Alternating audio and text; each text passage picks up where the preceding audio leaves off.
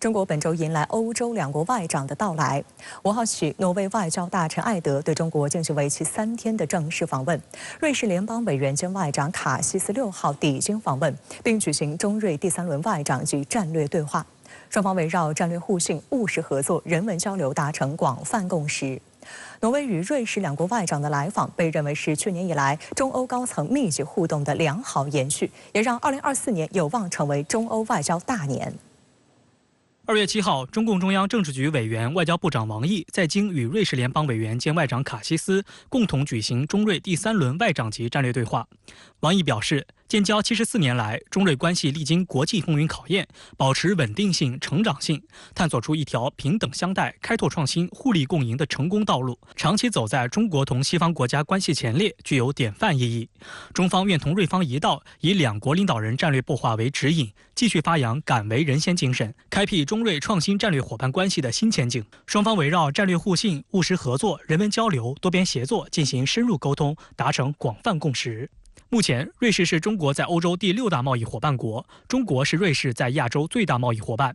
1月15号，中瑞双方宣布完成中瑞自贸协定升级联合可研，一致同意支持尽快启动正式升级谈判，向外界释放出破冰的信号，具有很强的现实和象征意义。在此次对话中，中瑞双方对自贸协定升级完成联合可研表示满意，也再次强调愿尽快正式启动升级谈判。王毅介绍了中国全面推进中国式现代化、推进高水平开放的积极举措，希望瑞方为中国企业提供开放、公平、非歧视的营商环境。卡西斯赞赏中方展现开放精神，表示瑞士一贯支持自由贸易，反对保护主义。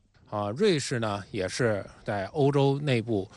不论是在欧洲经济区还是欧洲的这种自贸协定的框架内，是一个十分重要的这种经济体。那么瑞士呢也在这种金融啊、创新啊、科技等等领域呢，具有着一个全球领先的这种地位。那么中瑞双方的这种合作呢，应该说是优势互补、互利共赢。此外，中国和瑞士还决定将共同筹备好2025年建交75周年和中瑞文化和旅游年系列活动，增进民心相通。实际上，中瑞就曾有一段冰雪奇缘佳话。近年哈尔滨冰雪旅游火热，瑞士与中国的哈尔滨位于相似的纬度，都在发展冰雪经济。瑞士国家旅游局局长对哈尔滨旅游的火爆表示惊叹，他还用中文喊话哈尔滨，期待加入中国文旅比拼。Stingray, 欢迎哈尔滨来与我相会。Could learn from Harbin how they do such a phenomenal, spectacular sculpture festival. I think these are two countries who have sympathies for each other.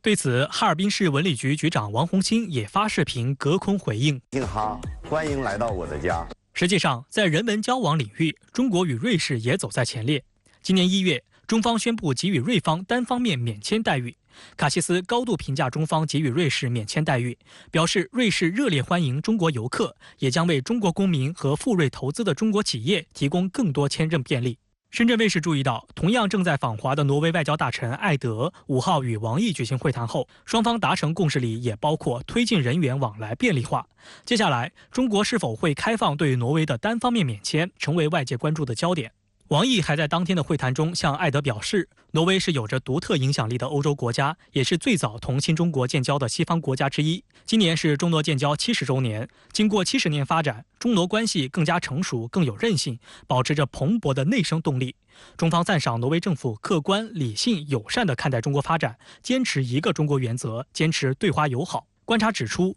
艾德是2024年访华的首位欧洲国家外长，显示挪威高度重视对华关系。此访也释放出推动中挪关系持续健康稳定发展的信号。两国建交以来，经贸合作成果丰硕。挪威是中国倡议发起的亚洲基础设施投资银行的创始成员国之一，参与了一系列项目的融资和建设。挪威海产局数据显示，去年挪威海产品出口额创历史新高。中国则持续成为挪威海产品在亚洲的最大市场。中国跟挪威的关系，那么也是国情相互差异很大的国家之间交往的很重要的一个典范。那么我们也相信双方会本着促进双方共同利益的维护这种全球治理和公平正义的这方面的追求，来促进这些领域的务实合作，那么给中挪关系呢增加新的更多的这种元素。分析认为，欧洲两国外长此时前后脚访华，延续了中欧密集互动的良好势头。上月11号，欧盟轮值主席国比利时首相德克罗访华，成为今年首位对中国进行正式访问的欧洲国家领导人。1月14号至17号，中方应邀出席世界经济论坛2024年年会，并对瑞士、爱尔兰进行正式访问。1月27号，中法两国元首互致贺电，庆祝两国建交60周年。密集的外交互动释放出中欧关系稳定、可控、转暖的积极信号。此外，挪威和瑞士两国高官此访具有较强的示范意义。欧洲一些国家在人权和安全领域与中国分歧较大，但挪威和瑞士外长访华并与中方进行了务实会谈，一定程度有助推动欧洲整体对华政策更多面向冷静务实的方向发展，而非走向泛意识形态化的方向。挪威跟瑞士都是欧洲经济区的这个国家，那么与这两国交往深入发展关系呢，对于我们全面的布局这个对欧外交、全面的运筹当前的这种大国关系、大国外交，具有着比较重要的意义。同时呢，推动与挪威、瑞士两国的这个务实合作呢，也有利于地缘政治交织的这个大环境下呢，拓展我们的这个经济对外经济的布局，深化我们与欧洲国家的这种经贸、人文等等领域的相关的联系与务实合作。去年年底，国家主席习近平在钓鱼台国宾馆会见来华的欧洲理事会主席米歇尔和欧盟委员会主席冯德莱恩时，连续提出3个不能，为中欧一心一意发展关系圈出重点。即不能因为制度不同就视彼此为对手，不能因为出现竞争就减少合作，不能因为存在分歧就进行对抗。这些中国主张都指向一个关键词：理解互信。习近平主席主张中欧双方要加强战略性沟通，以建设性对话增进理解，妥处分歧。2024年呢，中欧关系将会继续延续彼此倚重，那么相互合作在求同存异的过程中推动发展这样的一个总体态势。春节前夕，挪威、瑞士两国的外交高官先后访华，与中方互动积极。那对此您怎么看呢？我觉得最近挪威、瑞士与中国积极互动，尤其这次中挪外长会的新闻报道十分的详实、具体、透明。尽管这是表明了中国与挪威关系的良好以及双方的共识度很高，但也是表明了中国外交正在展现的一种更加务实、开放的新姿态。在形式上呢，打破了过去那种谈得多、报道少的惯例，以更加开放的心态增大报道力度，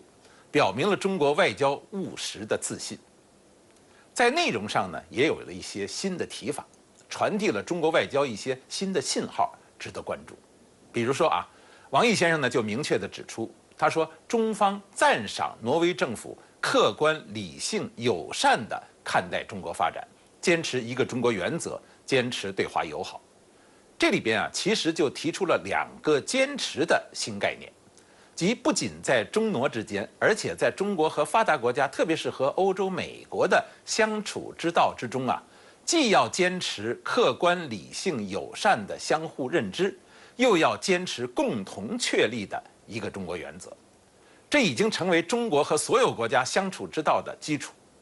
王毅先生还明确地重申，虽然世界正在进入新的动荡变革期，全球的政治、经济、安全形势充满了不确定性，但是呢，各国人民追求和平与发展的大方向不会改变，人类文明不断向前迈进的大逻辑不会改变，国际社会命运与共的大趋势不会改变。这里提出的3大即大方向、大逻辑、大趋势，则是中国政府对今天国际局势最新的整体评估。中国和各国都应该做国际社会中的稳定力量、和平力量、繁荣力量。这3大评估和上述的2个坚持相辅相成，就构成了今天中国外交政策与实践的新格局。另外呢，我们也应该注意到国际上一些造成动荡变革的因素，比如说今年的美国大选，特朗普就很可能会卷土重来。届时呢，可能会出现中国和欧洲，包括挪威、瑞士等都在内都不能不面对的一种新局面，既有挑战也有机遇。虽然不至于天翻地覆，但肯定会产生变数。尽管这种变化也会影响美国自身的综合实力以及整个世界格局的发展，但是中国和欧洲在里边一定会首当其冲。因为从美国来看啊，中国是它最主要的合作伙伴和竞争对手，而欧洲呢，它又是美国最大的综合性盟友。如果特朗普上台，他将怎样处理对华对欧的关系？这现在就成了一个变数了。所以呢，中国和欧洲各国啊，都面对着一个新的变局的压力，我们都应该未雨绸缪，早做准备，防患未然。所以，中欧之间就更有充分的理由和更大的必要性进行合作。2月5号至6号，中美经济工作组一连2天在北京举行第3次会议，双方在会后通报中都强调进行了坦诚沟通。6号，商务部国际贸易谈判代表兼副部长王受文还同美国商务部副部长拉戈视频通话。中美最新经济对话向外界释放了什么信号？有中国问题专家之称的坎贝尔获批将担任美国副国务卿一职，这又将给中美关系带来何种影响？来看报道。国务院副总理、中美经贸中方牵头人何立峰6号在京会见来华出席中美经济工作组第3次会议的美国财政部副部长尚博一行。这次会议是中美经济工作组2024年的第1次会议，也是该工作组首次在中国举行的面对面会谈。双方就两国宏观经济形势及政策、20国集团财经合作、发展中国家债务、产业政策等议题进行了深入、坦诚、务实、建设性的交流。据美媒报道，美国财政部就此次会议表示，美方在会上重申，美方并不寻求中美经济脱钩，而是寻求健康的经济关系。美国财政部还透露，双方在会议结束时同意在4月再次会面。美国《纽约时报》5号称，拜登政府派遣财政部高级代表团赴北京举行新一轮经济会谈，表明全球最大2个经济体渴望继续接触。彭博社指出，此次经济工作组对话是拜登政府与中国维持沟通渠道的努力之一，一方面寻求面对共同挑战，一方面也欲通过政策维护国家安全。值得注意的是，中方新闻稿中提到了坦诚，美国媒体援引的美财政部官员也数次提到坦诚。观察认为，中美之间的会晤的确需要以这种现实和理性的态度打底，不必回避矛盾和问题。越是坦诚的态度，越有利于互信的建立。中美经贸关系千头万绪，之前解决了一些双方有共同利益、能够相向而行的问题，比如反洗钱、反避税等。而这次中美经济工作组第3次会议，相较于去年10月的第1次会议提到的议题更加具体。中方直接点名就美对华加征关税、双向投资限制、制裁打压中方企业等表达了关切。美方在会上则对中方的产业政策实践和产能过剩提出关注。双方直面矛盾和问题，逐渐进入存在不同看法的主题。尽管双方在诸多问题上分歧较大，但中美保持频繁对话，表明双方仍然认为通过谈判是可以解决问题的。微信公众号“预言谈天”7号发文称，新一轮中美经济对话重点向外界传递3个共识，即不脱钩是中美经济领域沟通的前提，中美双方正朝着解决问题的方向努力，及中美经济领域保持频密沟通有助于解决全球性的问题。文章指出，这次美方代表团的牵头人是负责国际经济事务的财政部副部长尚博。根据美国财政部官网介绍，尚博的职责是帮助财政部制定有关国际货币基金组织、世界银行、7国集团、20国集团、汇率问题、气候政策和国际金融监管相关的国际经济政策。中美两国围绕中美双边经贸关系进行了非常深入的对话和沟通。这个对于双方呢消除一些误解误判，然后能够进一步的落实两国元首在去年11月旧金山峰会达成的一系列的共识，都具有非常重要的意义。而且呢由于中美两国呢是在全球经济当中具有举足轻重的地位和作用，所以呢这一次会谈所涉及到的内容已经超越了中美双边经济关系本身，而具有了这个非常积极的全球性的意义。值得注意的是，去年以来，中美在多个领域成立工作组，推动双方关系回暖。有分析认为，相比于过往的中美对话机制，这次的工作组分工更细，讨论的问题将更专业、更具体、更细致。其次，运作更实，不仅要有共识，还要有行动。比如气候合作、禁毒合作，都必须有可操作的措施。这个变化说明，两国政府都意识到，中美之间只有建立更加务实的合作机制，才能把两国元首达成的共识落到实处。在中美成立的多个工作组中，经贸领域成为中美高层交流最为频繁的领域之一，显示双方都有迫切的合作需求。6号，商务部国际贸易谈判代表兼副部长王受文就同美国商务部副部长拉戈视频通话，就中美商贸工作组第1次副部长级会议筹备工作和双方关切的经贸问题进行了坦诚深入的沟通。王受文表示，中美经贸合作是两国关系的稳定力量，中方愿同美方一道，认真落实中美元首旧金山会晤重要共识，发挥中美商贸工作组作用，扩大合作，管控分歧，为两国工商界合作创造良好条件。王受文还就美对华半导体和云服务管制、公平对待在美中国企业、光伏限制措施等表达了关切。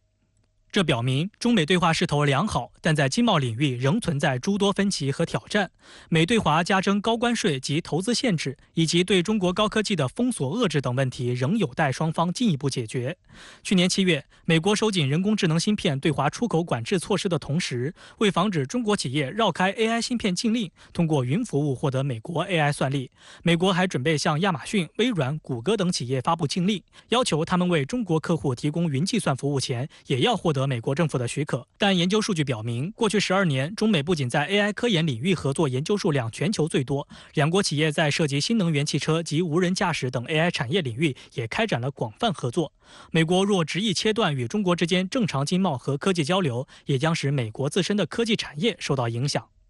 此外，就中美经济工作组展开的第3次会议，多家美媒报道中还特别提到，这次双方讨论涉及的领域包含电动汽车。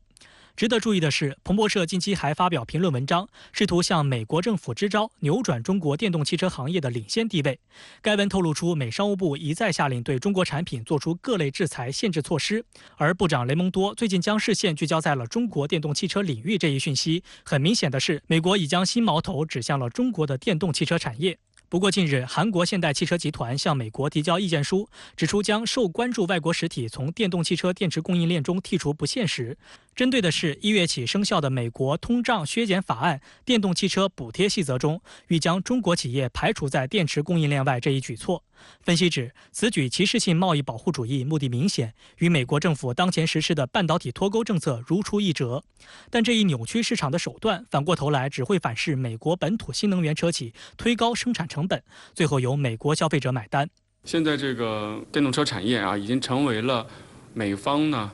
非常关注的一个领域实际上，拜登政府他的这个所谓的这个国家供应链战略其中就把新能源列为是美国最应该关注的这个关键领域和核心产业。那么，所以我想，随着中国整个这个电动车产业的崛起特别是中国成为全球最大的汽车出口市场这样的一个背景下那么美国对中国在这个领域的打压可能会进一步的增多那么这个也反映出来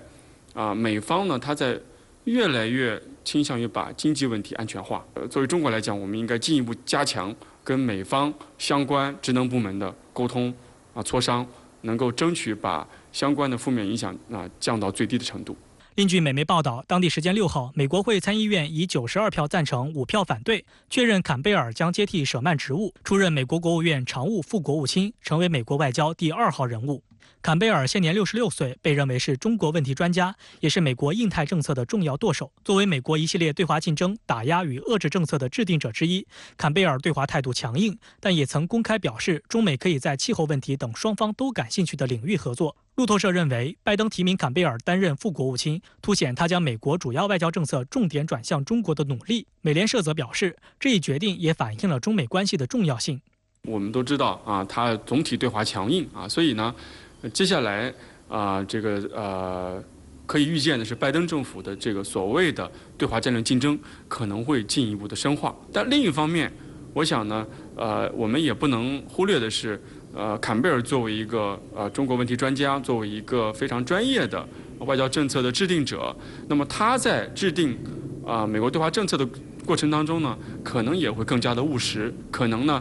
也会致力于美国整体的对华政策框架的稳定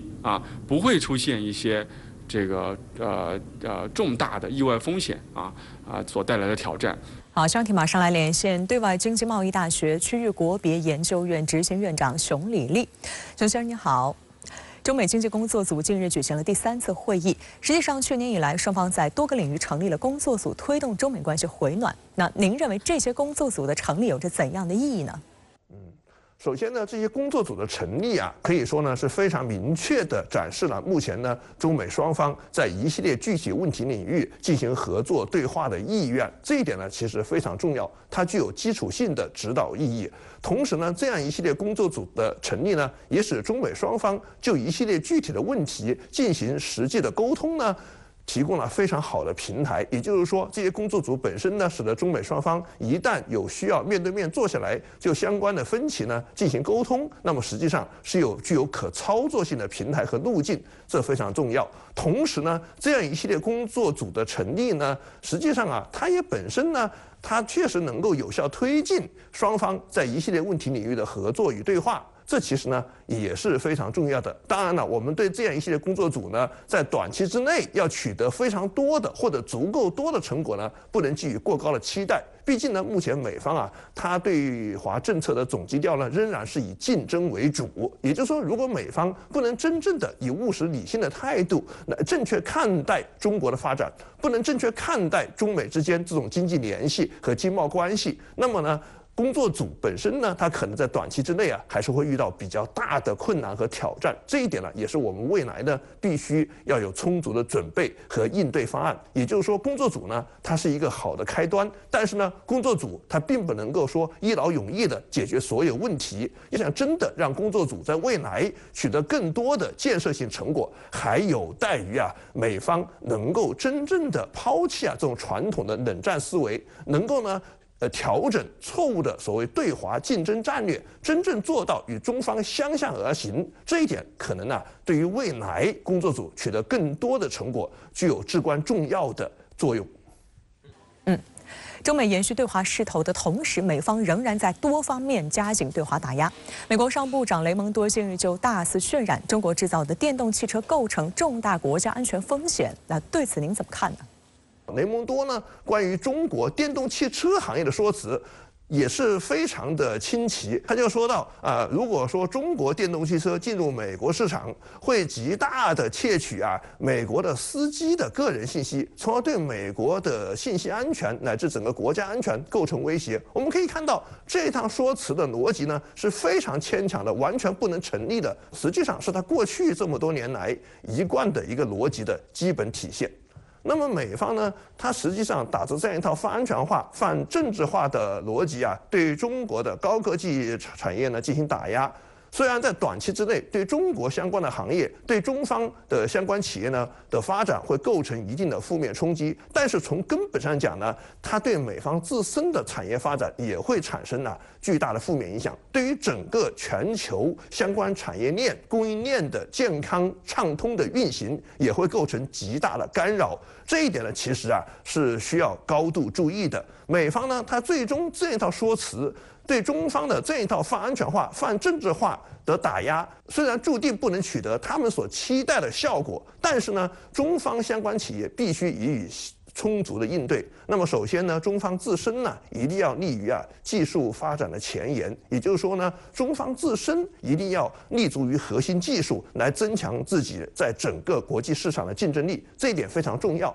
同时呢，在自身掌握核心技术的前提之下，中方相关企业也应该广泛的拓展国际合作的空间，广泛的拓展在整个相关产业链、供应链当中的角色与影响。这一点其实也是非常重要。当中方的相关产业、相关企业在全球的无论是半导体还是电动汽车的供应链产业链当中能够占据不可替代的重要位置，那么美方这一套非常苍白的泛安全化、泛政治化逻辑，最终呢一定会不攻自破。因为呢，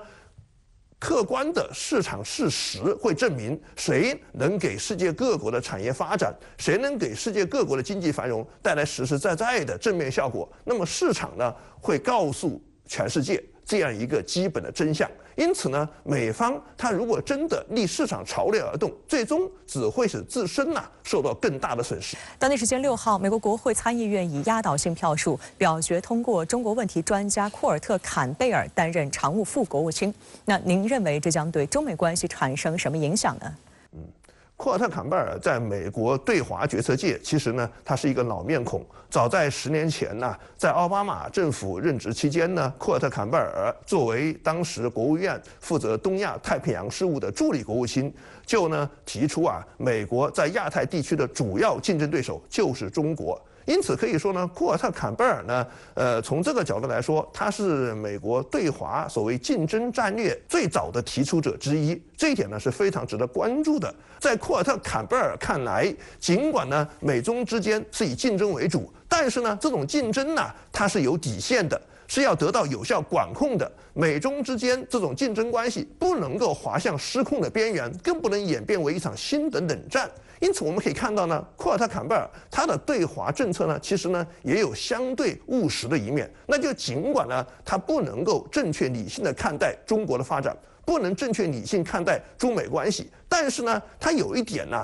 还是值得可取的，那就是他呢也认为对于中美关系要加以有效的管控，要避免中美关系滑向灾难的边缘，要避免中美关系演变为另外一场新的冷战。因此呢，库尔特·坎贝尔出任新的常务副国务卿，一方面呢显示出他本人呢这样一套政策主张在拜登政府内部呢还是得到了比较多的认可。因此呢，我们可以看到未来中美关系如果不出意外的话，可能还是会延续过去2年多来的一个基本状态，那就是呢用拜登自己的话来说，那就对华关系呢是既竞争又合作，竞争为主，同时呢在需要合作的时候要与中国呢加强合作。可能未来中美关系还是会沿着这样一条道路前进。拜登政府未来的对华政策呢，可能还是会更多的体现出这种两面性。近日，位于中美洲的台当局所谓友邦危地马拉的外交部长马丁内斯称，将在与台湾维持所谓现有关系的同时，考虑与大陆发展正式的贸易关系。马丁内斯此言抛出震撼弹，在岛内引发轩然大波。危地马拉是台当局仅剩的12个所谓友邦之一，也是人口最多的一个。台外事部门负责人吴钊燮1月中旬才赴危地马拉，试图巩固关系。危地马拉外长的最新表态，是否是与台当局断绝官方往来的前兆呢？来看报道。马丁内斯5号接受路透社的专访时表示，危地马拉政府一直在积极寻求与中国大陆的经贸合作，以促进本国经济的发展。他直言，中国大陆拥有庞大的市场和强大的经济实力，与其开展经贸合作将对危地马拉经济产生积极影响。El peso y la potencia que representa China en muchos campos. Y en base a eso es que tendríamos el interés, por supuesto, de acercarnos a ellos y de tratar de desarrollar algún vínculo alrededor del tema comercio de manera institucional. 马丁内斯还在采访中透露，危地马拉与中国大陆之间在多个领域都有合作潜力，如农业、矿业、制造业等。威方或成立贸易利益办公室，帮助危地马拉产品发展中国大陆的市场。对于危地马拉外长寻求发展正式外贸关系的喊话，中国外交部发言人汪文斌6号做出了严正回应。他表示，世界上只有一个中国，中华人民共和国政府是代表全中国的唯一合法政府，台湾是中国领土不可分割的一部分。一个中国原则是国际社会普遍共识和国际关系基本准则，是中国同包括危地马拉在内的所有国家开展合作的根本前提和政治基础。全世界已有183个国家同中国建立外交关系，充分表明坚持一个中国原则是国际大势人心所向、大势所趋。希望危地马拉新政府顺应历史大势和时代潮流，尽早做出符合危地马拉国家和人民根本和长远利益的正确决断。还是在一中的架构下谈的，他要搞双重承认是不太可能，中国大陆是不允许的。危地马拉外长的最新表态，在岛内无异于抛出震撼弹。台外事部门负责人吴钊燮上月中旬才赴危地马拉，参加该国新任总统阿里瓦洛及副总统埃雷拉的就职典礼。如今1个月不到，就传出危地马拉考虑与大陆发展贸易关系的消息。岛内网友辣评：吴钊燮在下台前快去送最后一笔钱吧，这也是他唯一的作用。台当局很快出面挽尊，台外事部门副发言人肖光伟表示，危地马拉总统阿雷瓦洛不管是在选前还是在胜选后，都曾多次公开表达将与台当局继续保持官方往来。不过，值得注意的是，在台当局的通报中，只提到马丁内斯涉台的言论，全然不提危地马拉希望与大陆发展关系的表态，足以证明台当局的心虚。危地马拉位于中美洲地区，这里素有美国后院之称，曾是台当局所谓友邦最多之地。但从2017年开始，中美洲陆续出现与台当局的断交潮。目前仅剩危地马拉、伯利兹仍与台当局维持官方往来，其余国家均已与中国建交。台湾时事评论员黎建南认为，危地马拉的邻国如洪都拉斯、萨尔瓦多和尼加拉瓜等，已经通过“一带一路”等合作项目，在基础设施和贸易方面取得巨大发展机遇。危地马拉此时动心也不足为奇。最重要的问题，你必须要了解到，就是说，这个这个瓜地马拉，他跟那个洪都拉斯，他们两个总统都在竞选的时候就讲要跟中国大陆建交的。那他们在建交呼吁民众，还有一个很重要一点，他们第一个叫反贪腐，是第二个顾民生、拼经济。那这个拼经济其实就感觉就是跟中国大陆合作，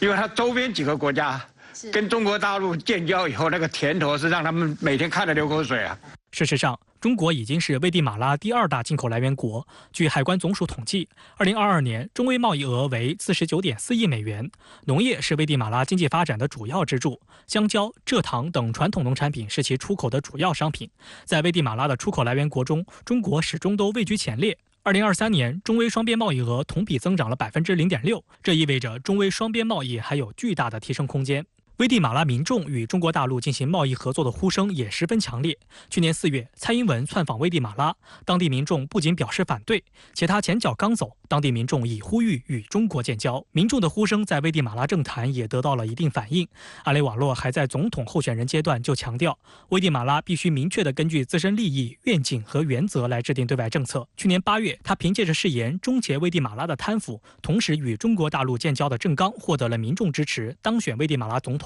观察指，阿雷瓦诺相关表态意味着这一与台当局保持官方往来的中美洲国家的战略可能发生重大转变。不过，危地马拉最大的贸易伙伴美国则试图插手其独立自主发展对外关系。长期以来，美国对中美洲的政治渗透十分严重。自上世纪初开始，美国就对危地马拉实施了系统的政治和经济控制，以至于危地马拉和各方面都高度依赖美国。即使阿雷瓦洛爆冷打败了右翼势力，但在对外政策的实施上，或多或少还将受到美国因素的掣肘。迈阿密国际4号在香港大球场与中国香港明星队进行表演赛，备受球迷瞩目的球员梅西没有上场，引发球迷不满。香港特区行政长官李家超、香港体育协会及奥委会副会长霍启刚相继发声，对此表示无法接受。梅西7号在中国社交媒体自行回应称，很遗憾因为腹股沟有伤没能出现在香港赛场。他还表示希望有机会回来为香港球迷朋友亲历线上比赛。迈阿密国际4号在香港大球场与中国香港明星队进行表演赛，备受瞩目的梅西没有上场，而是在一旁观赛，引发球迷不满。商業詐騙啊！覺得點啊？睇到好離譜啊！據香港有線新聞7號報道，梅西所在的球隊邁阿密國際回復稱，已盡力安排梅西、蘇亞雷斯上陣，但是他們身體狀況不佳，難以上陣，並稱球員受傷是足球的一部分，感謝主辦單位竭力舉辦精彩賽事，希望未來再有機會到訪香港。雖然邁阿密國際隊主教練馬蒂諾稱梅西臨陣缺席是因為肌肉發炎，但這個理由顯然無法讓球迷滿意。尤其是香港特區政府在得知梅西無法上場後，及時進行現場協調，邀請他與球迷互動，並在頒獎時站到前排，這些要求也全部遭到拒絕。4號晚，香港特區政府連發2則聲明表示極度失望。香港立法會體育、演藝、文化及出版界議員霍啟剛也要求主辦方及邁阿密國際隊向全港市民致歉及交代。6號，霍啟剛在社交媒體上發布長文，再度回應稱，為迎接球王梅西大駕光臨，香港機管局做出特別安排，在停機坪舉行歡迎儀式。高規格的待遇是希望球隊可以感受到香港這座城市的熱情，以及市民對外賓到來的尊重。然而，儀式尚未結束，球員便離場，對司儀的呼喚無動於衷。不知道球員是聽不懂還是聽不見，匆匆登上大巴。霍啟剛說，看到直播的我感到非常失望，也為現場的嘉賓及司儀感到尷尬。我們為球隊到來準備的精心安排卻被狠狠踐踏，令人遺憾。6号，迈阿密国际在日本召开发布会，梅西出席，并时隔2天首次就此事件进行回应。Lamentablemente, cosa de fútbol, en cualquier partido puede pasar que podemos tener una lesión. A mí me pasó, no pude estar en el partido de Hong Kong y es una lástima porque siempre quiero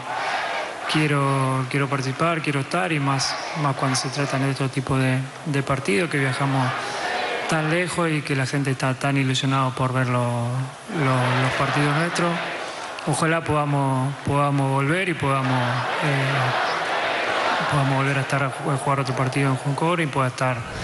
北京时间7号晚6点，美国迈阿密国际队在日本对阵日本神户胜利船。第60分钟，梅西替补入场，连同补时上阵约34分钟。点球阶段，迈阿密国际队3比4输给日本神户胜利船。根据已公布的迈阿密国际日本行票价，这场比赛的票价在241元至2173元人民币之间，而香港行的门票则为809元至4488元人民币之间。外界也注意到，多家日媒6号公开了梅西在日本参训的视频画面，报道还称梅西面带笑容，健步如飞。值得注意的是，据香港特区政府此前公布的文件，主办方此前为香港赛事申请了 M 品牌计划，该计划将为梅西的访港之行提供最高1500万港元的补贴，以及额外100万港元的场地使用补贴。在梅西失约之后，香港主办方宣布将正式撤回上述总计1600万元的款项，但并未提及退票事宜。而根据此前协议，梅西至少要出场45分钟。中国新闻网的评论指出，主办方之所以能够申请到这1600万元港币的补贴，当然不是因为荣誉甚少的迈阿密国际队，球迷们都是奔着梅西的光环而来，也正是因为梅西，这场比赛的官方票价才如此高昂。翻看迈阿密国际队的赛程，在半个月里进行多达6场比赛，从美国到中北美的萨尔瓦多，再到西亚沙特，而后转战中国香港，之后再去日本东京，这样密集的赛程堪称流水线式表演赛。不仅球星吃不消，比赛质量也难以保证，甚至连梅西出场这一最低要求都没能达到。如果迈阿密国际队和梅西想要挽回中国球迷的心，需要一个公开解释和有诚意的售后方案。国际舆论也高度关注梅西在港缺阵事件。美国有线电视新闻网就使用了 Messi 作为标题来进行报道，即把梅西的发音与拼写相近的混乱组合起来点评此事。一时间，梅西之乱成了热词。之后，美联社、赫芬邮报和迈阿密先驱报等也使用相似句式，报道梅西此次行程一片狼藉，成了公关的噩梦。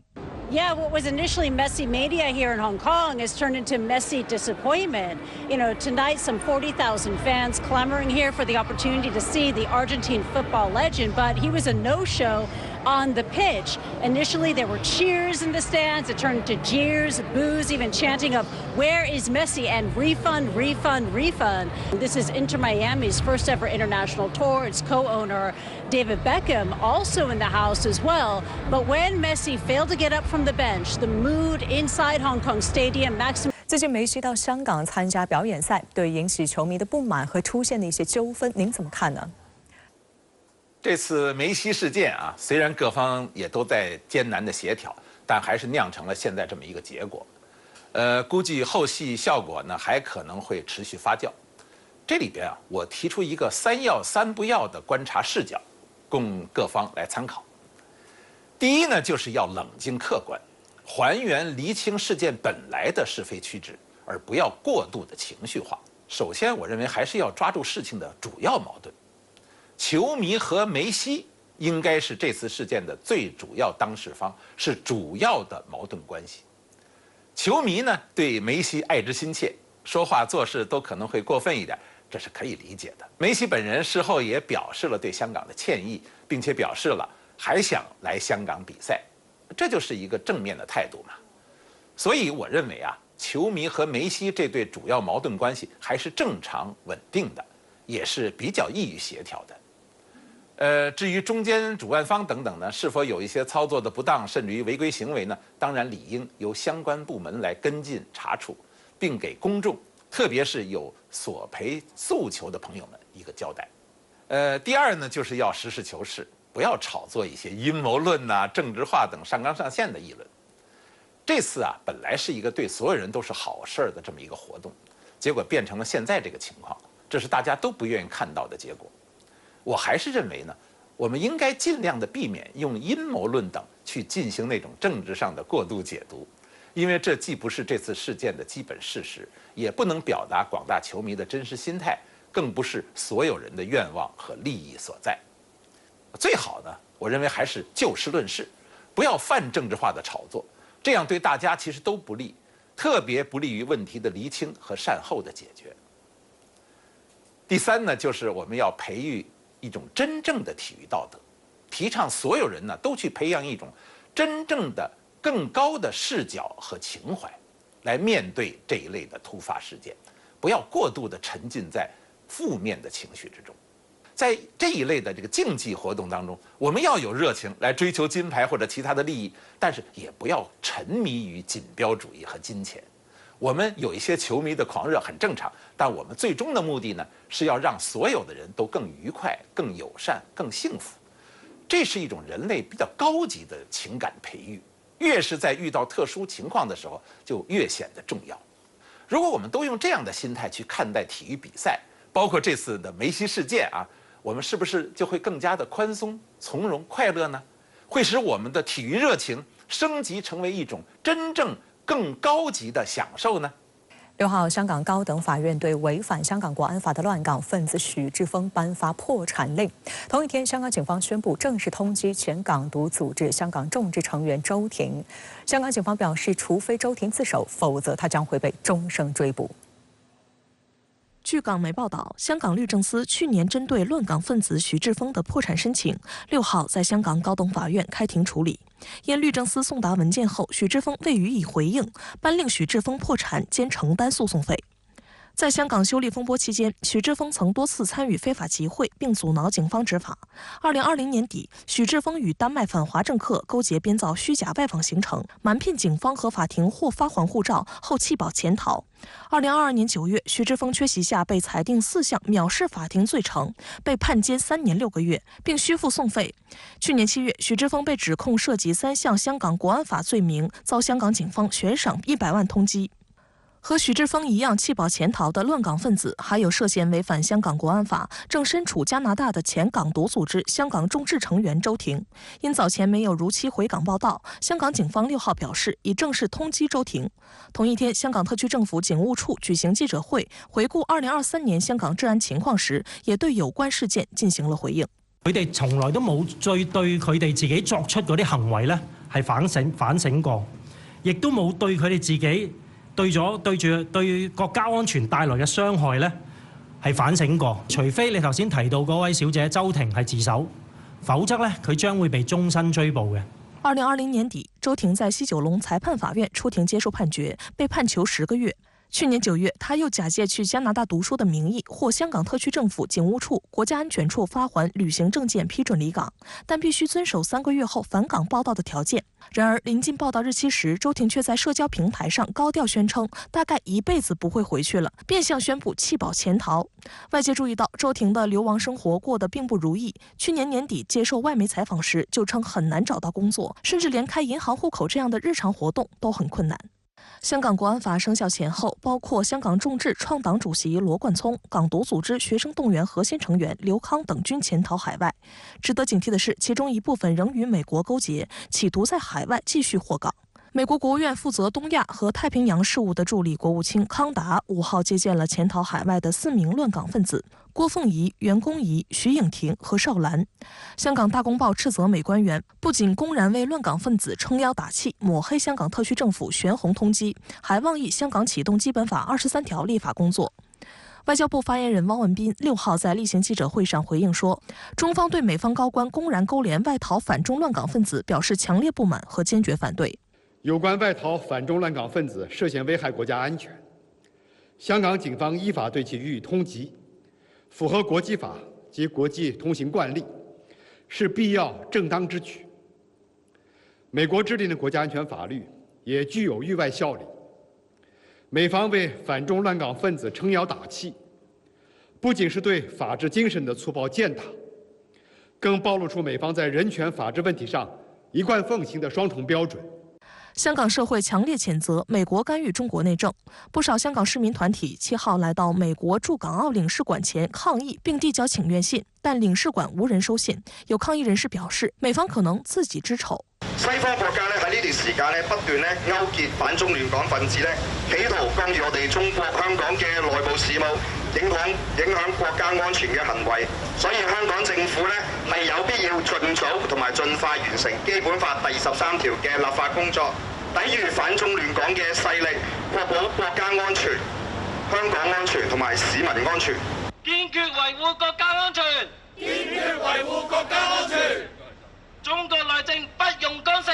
中國內政不容干涉。